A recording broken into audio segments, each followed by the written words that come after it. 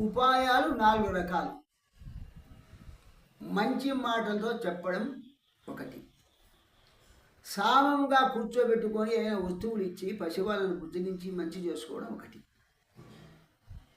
ఒకటి దానం మరొకరికి కలహాలు పెట్టకుండా దానం ఇచ్చి ఒకరికి ఒక తకరాలు పెట్టకుండా ఉన్నటువంటిది ఒకటి, శిక్షించడం ఒకటి. ఈ సామధాన భేద దండోపాయాలు అవి ఉపయోగించే సమయాలు మొదలైనవి వాటినన్నిటినీ ప్రహ్లాదుని గురువు చక్కగా వివరించాడు. ఎవరికైనా అతడు అన్ని విద్యలు నేర్చి నీతి కౌరుడైనానని భావించాడు ఆ చండామార్కుడు. అప్పుడు ఆ విషయాన్ని తెలుసుకొని నిశ్చయం చేసుకొని ఆ బాలుని తల్లి అయిన లీలావి దగ్గరికి తీసుకొని పోయారు. ఆమెకు కూడా ప్రహ్లాదు నీతి కౌరుడు అయినాడని తెలియజేసి ఆ కొడుకును చక్కగా అలంకరించుకొని రాక్షస వంశముగా ఉన్నటువంటి హిరణ్యకశిపుని దగ్గరికి తీసుకుని వచ్చారు. శిష్యుని గురించి ఈ మాట అంటున్నారు. ఏమంటున్నారు ఆ చండామార్కులు?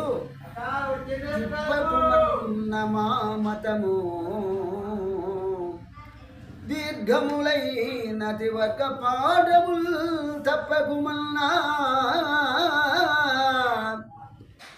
నేడు మన దైత్యనరెల్లుడి మ్రోల మేముల్ చెప్పిన నీతి గాని మరి చెప్పకుమన్నా విరోధి నీతుల విప్పకుమల్ల దుష్టమగు విష్ణు చరిత్ర కథార్థ జాలము.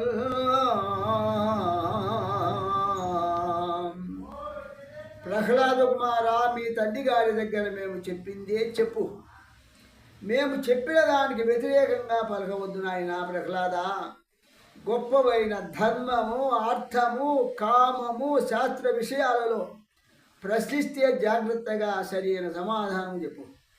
మేము ఇంతకు ముందు నేర్పిన నీతి పాఠాలే ఆ రాక్షసరాజు కాబట్టి హిరణ్యకశిపుని వద్ద పలుకునాయన.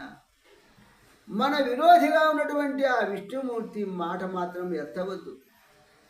దుష్టమైన విష్ణు కథలను, ఆ చరిత్ర కథల గురించి ఎత్తవద్దు, అసలు మాట్లాడనేవద్దు అని బుజ్జయించుకొని తీసుకొని వచ్చి ఆ ప్రహ్లాదుని మహారాజు దగ్గరగా హిరణ్యకశిపుని దగ్గర తీసుకొని ఆ స్థానానికి తీసుకొని రాగా అప్పుడు తీసుకొని వచ్చి అడుగడుగునకు మాధవాను చింతన సుధా మాధుర్యమున మేను మరచువాడి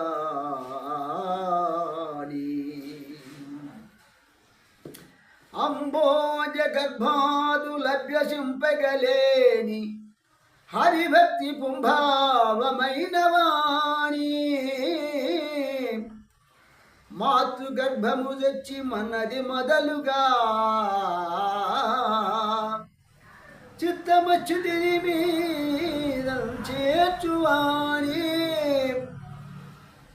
అంకించి తనలోన అఖిల ప్రపంచంబు శ్రీ విష్ణుమయమని చలగువాడి విలయ కారుణ్య బుద్ధి వివేక లక్షణాది గుణముల కాటపటైన వాణి శిష్యుల్భుతలోక సంభవించేరి గురుడు ముందరికి ద్రొబ్బి తండ్రికి మొక్క మనుచో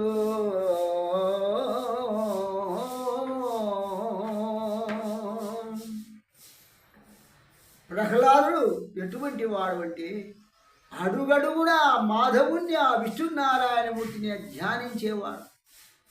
ఆ ధ్యానామృతములో, మాధుర్యములో తన్ను తానే మరిచిపోతున్నవాడు.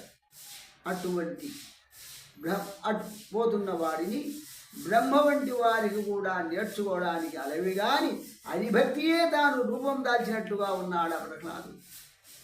పుట్టిన దగ్గర నుంచి పాపరహితుడైన పురుషోత్తముని మీదనే తన మనసంతా ఉద్రేకించి ఉన్నవాడి. అటువంటి వాడి ఈ సమస్త ప్రపంచం విష్ణువయమని అనుకుంటూ ఆనందిస్తూ ఉండేవాడిని.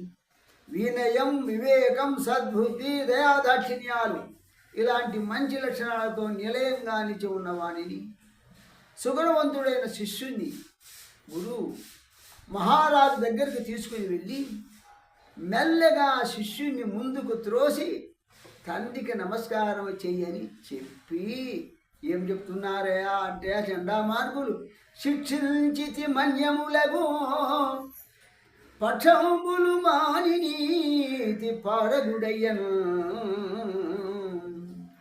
రక్షో వంశాధీశ్వర వీక్షింపుము నీ కుమారు విద్యాబలము.